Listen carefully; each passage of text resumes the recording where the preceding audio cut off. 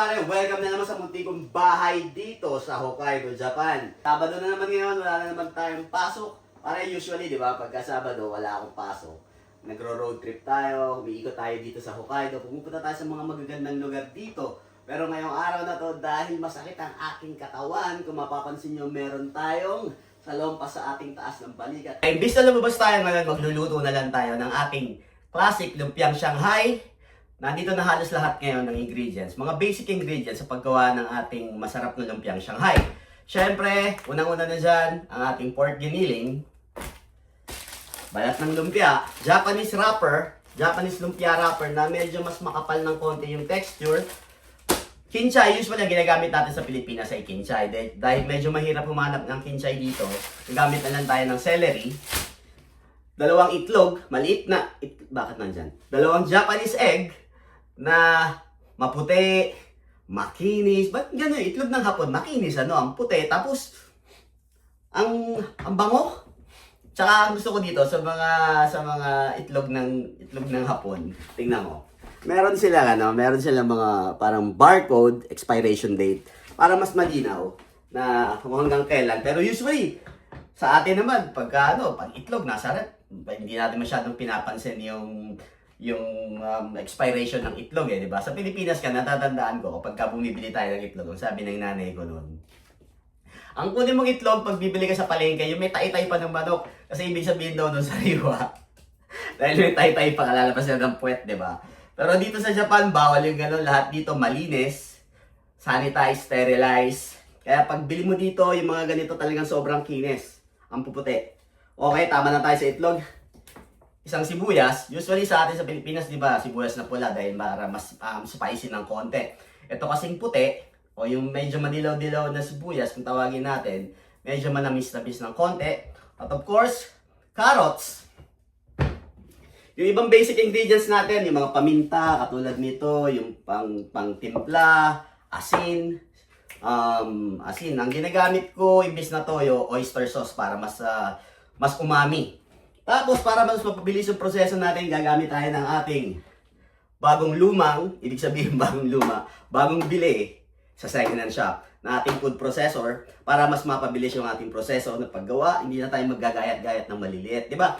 Okay, simulan na natin, pare. Kung mapapansin mo, pare, mga ingredients natin, namumutik-tik sa kulay dilaw na sticker na ganito. Ang ibig sabihin kasi nito ay half price. Dito kasi sa Japan, masyado silang meticuloso pagdating sa mga expiration date ng pagkain.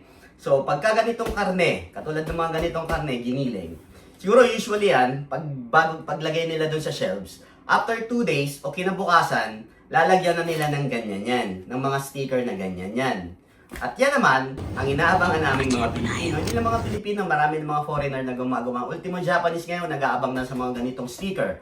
Isang paraan kasi yan para makatipid ka ng pamumuhay mo dito sa Japan na hindi naman nasasakripisyo yung lasa ng pagkain at sustansya, di ba? Sa susunod na video, gagawa tayo ng mas malinaw na video kung ano yung mga discarding ginagawa ko rito para makapamuhay tayo ng maayos na hindi natin masyadong tinitipid yung ating sarili, lalong-lalo na sa pagkain.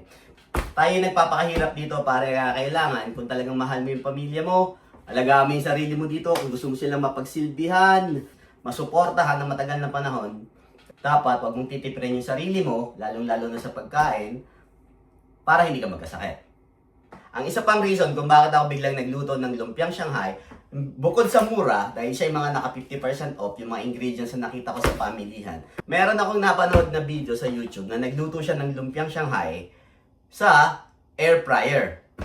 Gusto kong malaman kung saan mas masarap magluto talaga ng lumpiang Shanghai. Sa air fryer o sa deep fryer. Malalaman natin ngayon yan, kaya kailangan simulan na natin magluto. Paghalu-haluin na natin yung mga ingredients natin. Let's go, pare! Peel na natin itong ating carrots.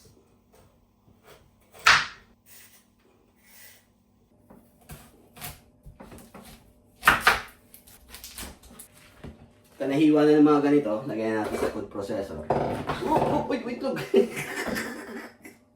Gumulong yung itlog. Lagyan din natin ng ilang pirasong bawang.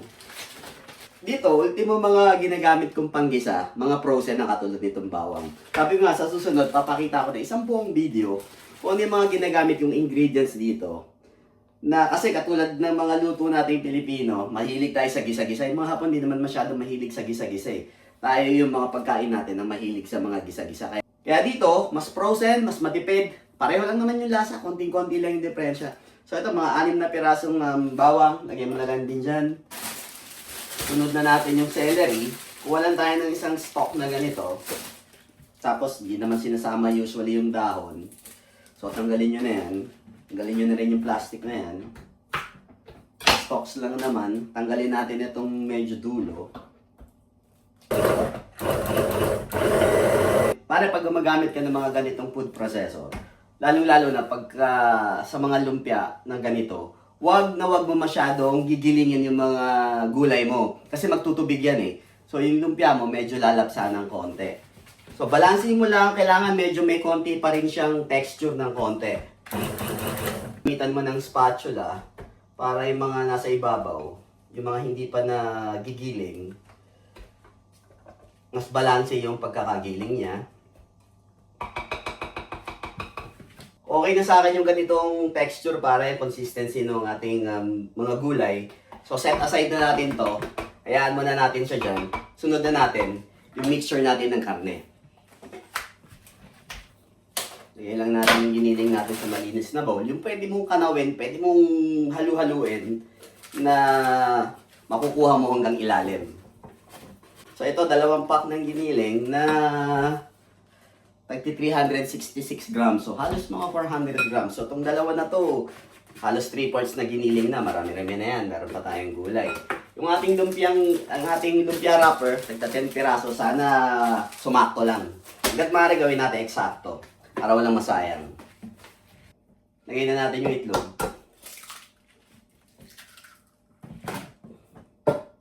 Dalawang itlog. Tiplahan na natin ng paminta. Fresh. Ito yung gusto ko.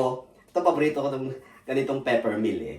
Parang pagka ganito yung gamit mong peppermill, parang ano ba? Parang ang tawag doon, parang chef na chef yung dating mo. Parang yung mga niluluto mo, ang sarap-sarap. So ito, tansya-tansya lang to. Bahala na kayo. Tansyahin nyo yung mga depende sa panlasa nyo. Lagyan ng oyster sauce. Sabi ko nga, naalala ko yung nanay ko. Ang masarap daw talaga magluto. Hindi naman masyadong naglalagay ng sukat-sukat nasa panlasa nila. So, tansya-tansya lang. Siguro yun, mga 3 kutsarang oyster sauce. Tapos, asin. Yung iba nilalagay patis, pero parang sa akin, hindi ako masyadong sa patis. Mas okay na yung ganitong classic na asin lang. Yan na. Tapos, lagyan natin ng konting harina para mas maganda yung bind niya, mas makapit. Pagka hindi masyado malagkit yung lumpia, di ba parang hindi maganda yung texture pag naluto siya. So, gagamit tayo ng konting harina para lang mas maganda yung pagkaka-bind lahat ng ating mga ingredients. Ang gluten. Itong table ko na to, all-purpose tong table na to. Pwedeng lutuan, pwedeng study table. Kasi nandito lahat sa ilalim, nandito lahat ng gamit ko. So yung harina siguro mga, so ito siguro mga dalawang ganito lang na harina. All-purpose flour. Okay, fun part, kailangan na natin siyang haluin. Kailangan mo siyang lamutakin para yung texture niya mas maging malagkit. Kasya kaya dito sa bowl natin, parang medyo malita. Kasya naman siguro. Lagyan na natin itong ating vegetable mixture.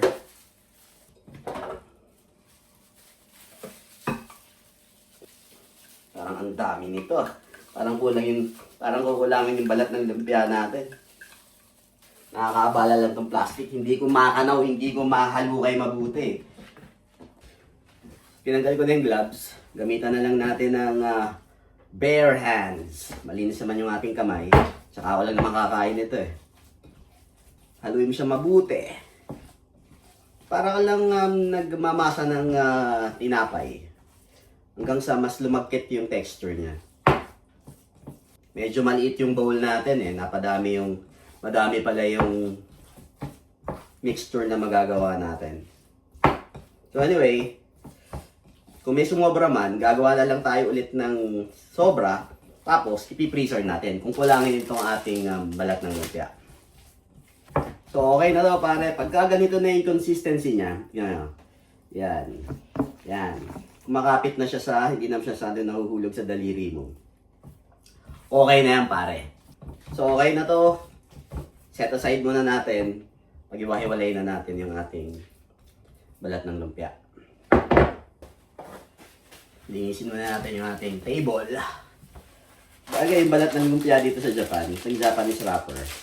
Hindi naman to katulad ng extra challenge na katulad ng balat ng lumpia natin. Yung talagang pagka yung pinaghihiwa-hiwalay mong ganun, medyo extra challenge ng konti. Hindi katulad nito, medyo madali siyang paghiwa-hiwalayin. Tulad niyan.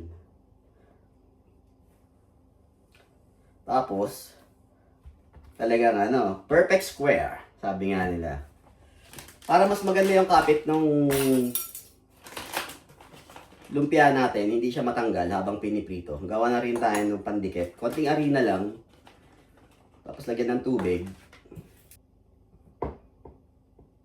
Para mas maganda yung kapit ng lumpia natin, hindi siya bibitiw habang piniprito. So, ang isa pang diskarte ko sa paggawa ng ating lumpia, para sigurado tayo sa lasa ng lumpia, gagawin natin, gagawa tayo muna ng isasakripisyo natin yung isa, titignan natin yung lasa. Para ma-adjust natin yung kung ano yung kulang, paminta, asin ba. Kasi maarte din ako sa paggawa ng lumpia. Gusto ko yung lumpia na ginagawa ko. Maganda ba yung maganda yung hugis. Nabibili mo sa lumpiang Shanghai ng Jollibee o kaya ng Chowking. Yung hugis ba, maganda. Yun yung gusto kong itsura ng ating lumpia. Siyempre, pagka binabalot mo, kailangan sisiksikin mo habang niro-roll mo. Siksik. Yan.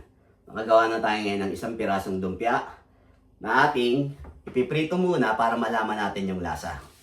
So, ito yung aking deep fryer. Pinapainit na natin.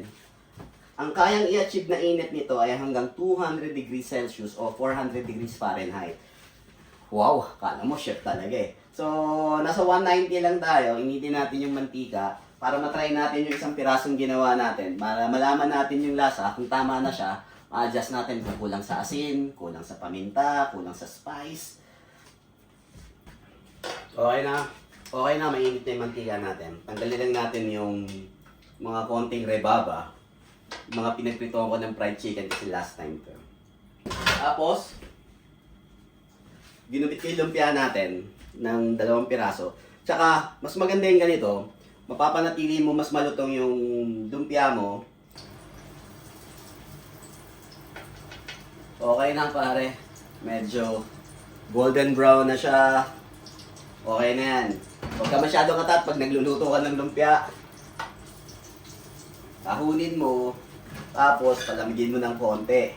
Kung ayaw mo malaptos yung bunganga mo, pag tinikman mo yan. So, palamigin lang natin ng konti. Ang ganda ng itsura niya. Tama-tama lang yung sukat, yung texture. So, tignan natin kung tama na yung mixture na ginawa natin. Yung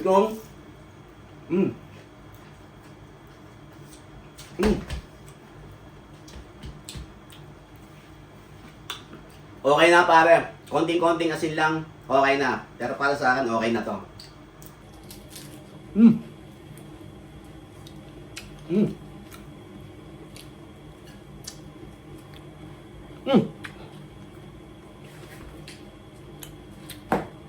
Balutin na natin lahat. Para malaman na natin kung ano masarap. Deep fryer o air fryer. Nandito pa air fryer kung mamalabas natin. Then, balutin na natin yun. Okay pare. Okay na yung lasa niya kanina. So, hindi na natin kailangan i-adjust.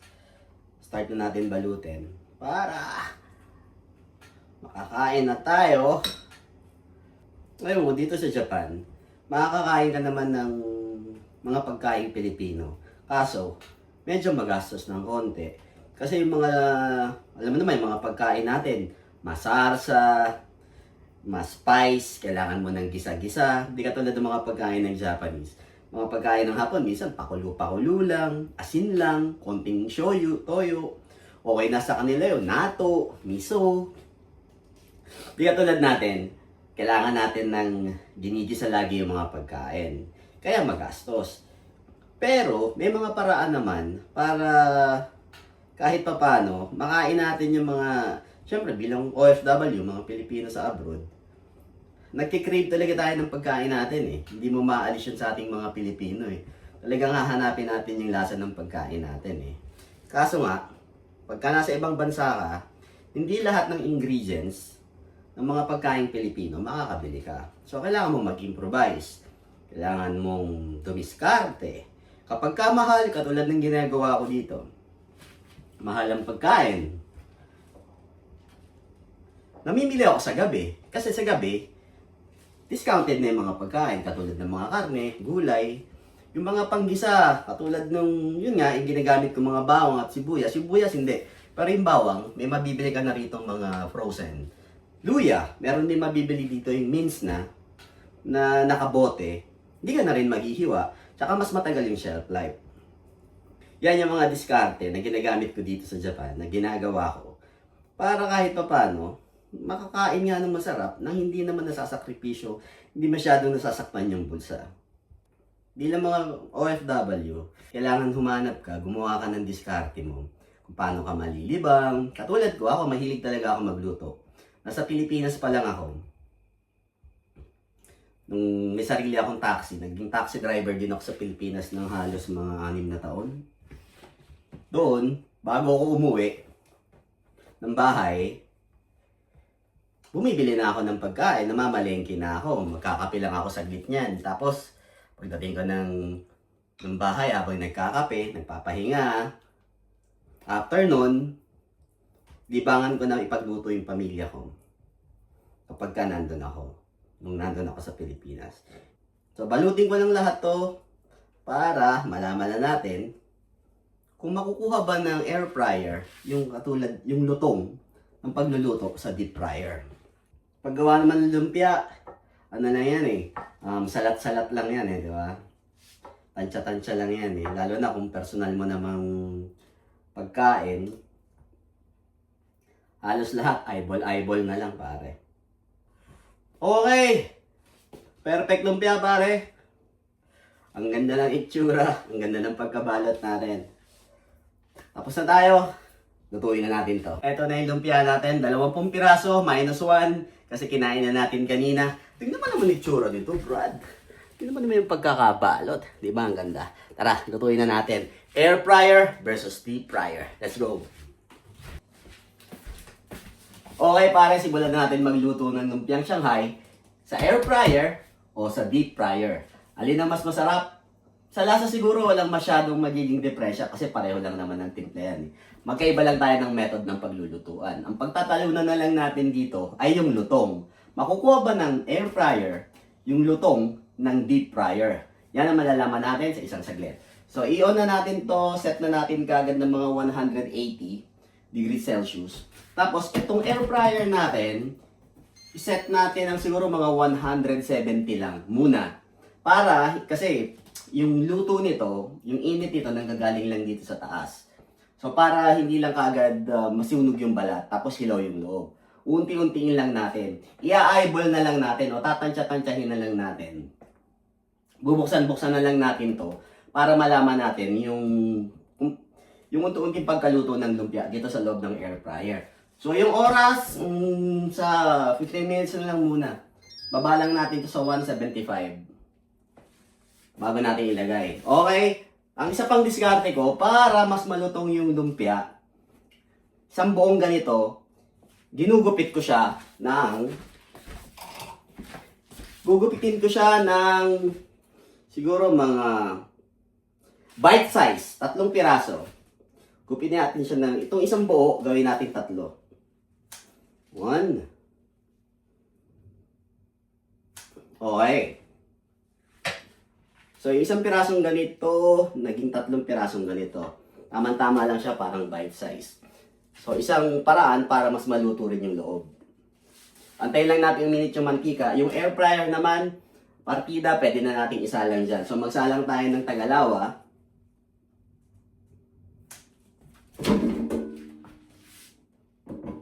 First time kong gagawin to, kaya hindi ko rin alam kung ano magiging resulta. Kasi kabibili ko lang nitong air fryer na to, siguro mga 2 weeks ago. Ngayon ko lang natuklasan na mas madali pala magluto sa air fryer, lalo na yung mga prito-pritohin. So magsalang muna tayo ng 2 piraso. I-on na natin. 175, 15 minutes. Yan muna yung unang temperature natin para hindi mabigla yung luto ng lumpia. Kagandahan dito sa nabili kong air fryer, meron siyang window, glass window, na makikita mo yung niluluto mo sa loob. Kung nasusunog na ba siya o hindi pa. Mantika natin, hindi pa masyadong mainit. So okay, partida, hindi pa tayo nagsasalang dun sa deep fryer natin. So habang inaantay natin, kupit-kupitin na rin natin ito. Okay pare, mainit na yung mantika natin. Lagay na natin itong mga lumpiang Shanghai. So after 5 minutes, pare, silipin natin ng konti itong ating niluluto sa air fryer. So, maganda dito, kailangan bibigyan mo siya ng konting shake kasi nga, yung air fryer, nanggagaling lang yung init niya sa taas. So, mas magandang alog-alogin siya ng konti para bumaliktad siya at yung kabilang side naman ng mainit. Pag nagluluto ka naman, eyeball na lang, di ba? Tansya-tansya na lang yung kung ano yung gusto mong golden brown. Ako, mas gusto ko yung medyo konti pa. Pero medyo okay na to. Air fryer, medyo hindi pa nakikita, hindi pa siya nagba-brown. Pero mukhang medyo malutong na yung balat. Hindi pa nga lang siya golden brown, medyo puti pa siya. So, antayin natin. So, may naka-ready na tayo dito yung pinggan na may paper towel. So, ito parang medyo okay na, di ba? Konti pa, 1 minute. So, after 10 minutes, i-adjust natin ulit yung temperature nitong ating air fryer. Gawin na natin siyang 185. Kasi parang luto na yung loob niya, pero yung balat niya medyo puti pa. So adjust natin, gawin natin 185 for 5 minutes. Yung ating lumpia naman na tiniprito, after 6 minutes, sa 180 degrees Celsius na init sa mantika, okay na to pare. O, ganito yung gusto kong lumpia na pagka-brown. Ahunin na natin siya habang para saktong-sakto, lalamig, mas malutong siya. Wag kayong kakain ng lumpia na bang ilang beses na ako napaltusan ng labi dahil sa sobrang kaatatan ko sa pagkain ng lumpiang Shanghai na kakaahon lang, tinira mo agad. Ganyan talaga mangyayari sa'yo pag tira ka ng tira. Mapapahamak ka. Check natin ulit ngayon kung ano ang itsura niya. Sa 185 pa.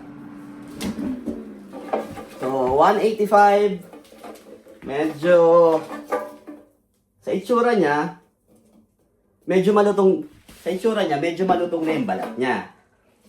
Pero, hindi pa siya golden brown, katulad nitong dinip fry natin, hindi pa siya golden brown. Ang itsura niya, yan, medyo puti-puti pa siya. After 12 minutes, sa air fryer. So, salang pa natin. So ngayon, gawin na natin 195 for, adjust natin yung oras, mga 4 minutes, try natin. So okay, na-check natin, sa 195 degrees Celsius kanina, kung ano yung itsura niya. So itsura niya, for 15 minutes, na niluto natin, merong part na medyo maitim, init, merong part na medyo mas luto, merong part na maputi, pero yung balat niya, malutong na rin. Hindi lang siya pa nag-golden brown. So, itry natin ng mga 200 degrees for 2 minutes. Tingnan natin kung magbabago pa yung consistency ng balat. Pag hindi na, okay na yan kasi masyado nang ma-overcook naman yung lumpia natin. 2 minutes for 200. Game. Kahit anong palabasan yan sa 200 degrees Celsius for 2 minutes, kasi total niya para mga 17 minutes na eh. Ilalabas na natin siya, kakainin na natin. Nagugutom na ako. Alas 2 na yata, o alas 2 na. Content pa more. So okay na pare. 200 degrees Celsius, 2 minutes. Kung ano naging itsura nito, yan na yung final yan. Hindi na natin yan babaguhin. Okay. So, hindi talaga natin makukuha yung pagka golden brown ng dinipry. Katulad nito. 'Di ba? So, yung lutong ng balat, tingin ko malutong siya. Pero paano natin malalaman yan? Tirahin na natin to. So, plating na tayo pare. Okay pare, plating na tayo. Alam niyo ako, kahit ganito lang ako, minsan medyo may kaartehan ako pagdating sa plating ng pagkain. Gusto ko, kahit nasa bahay lang ako, yung kinakain ko, yung itsura ng kinakain ko maayos. So syempre, ang classic na hot chili, sweet chili sauce. Konting-konti na lang siya, sakit-sakit sa lumpia natin. So lagyan naman natin ng konting verde yung ating pinggan para mas maganda-ganda yung ating plating. So, lagyan natin ng konting gulay-gulay dyan.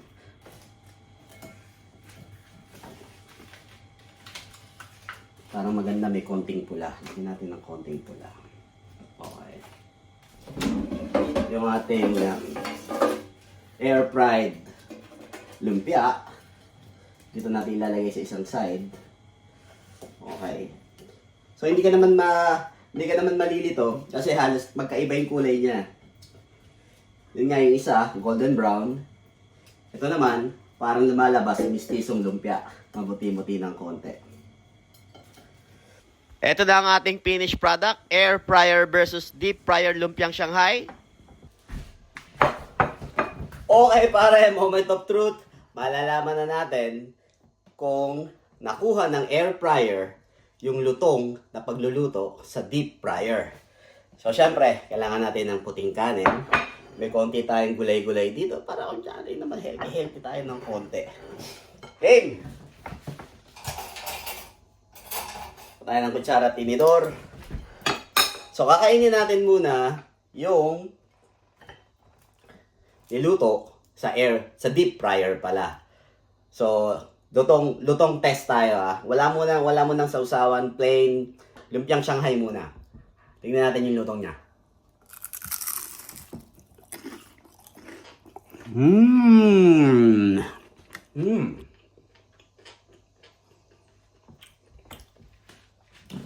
Sarap pala. So, dinig na dinig yun naman yung lutong ng niluto natin sa deep fryer. Plain. So, ngayon, sausaw natin. Siyempre, alam naman natin lasa nito. Wow! Moment of truth sa mistisong lumpiang Shanghai na niluto natin sa air fryer. Kaya, lunukin ko muna yung kinain natin. Yung kanin.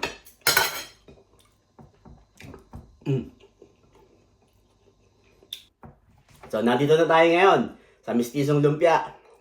Air fryer lumpia.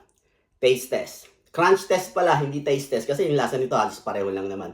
Pero malay natin, baka may konti ring diferensya pagdating sa lasa. Sabi nga, mas healthier kasi hindi siya dinampian ng mantika. Mainit na hangin lang ang nagluto sa kanya.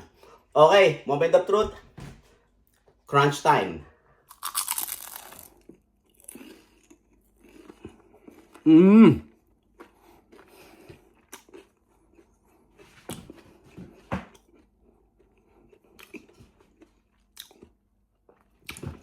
Parang, masasabi ko, sa lutong wala siyang halos pinagkaiba. Parang mas malutong pa nga ito eh. Alam mo kung anong pagkakaiba niya? Dahil niluto lang siya sa mainit na hangin. Medyo dry siya ng konti. Mas na dry siya ng konti. Hindi katulad nung dinipry sa mantika na medyo mas moist siya ng konti. Ito, medyo mas na dry ng konti yung balat. mas na-dry ng konti yung loob. Tikman natin ngayon na may sausawan.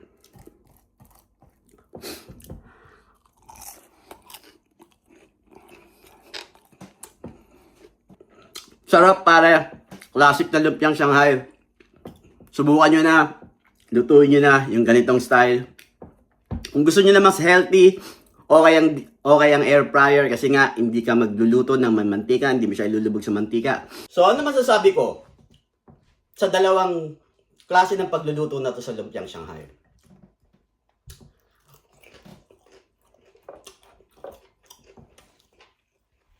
Para sa akin pare, dito pa rin tayo sa classic. Deep fried lumpiang Shanghai. Pero kung nag-healthy living ka, healthy living ka, try mo yung air fryer, lumpiang Shanghai. Walang pagkakaiba sa lasa, medyo dry lang siya ng konti. Yun lang. Bye! Sarap!